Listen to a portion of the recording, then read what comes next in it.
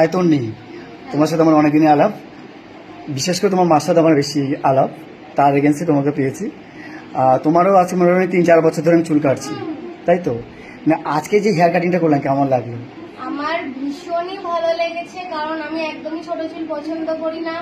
যেরকম লেন্থের মধ্যে তোমাকে বলেছিলাম সেরকম লেন্থের মধ্যে ভীষণ সুন্দর একটা হেয়ার কাট হয়েছে। আমি তোমাকে ফার্স্টেই বলেছিলাম যে একটা ট্রেন্ডি একটা নিউ হেয়ার কাট করে দেবে, তো সেখান থেকে আমার ভীষণই ভালো লেগেছে। আর সেট আপটা এতটা সুন্দর হয়েছে মানে বলার মতো না।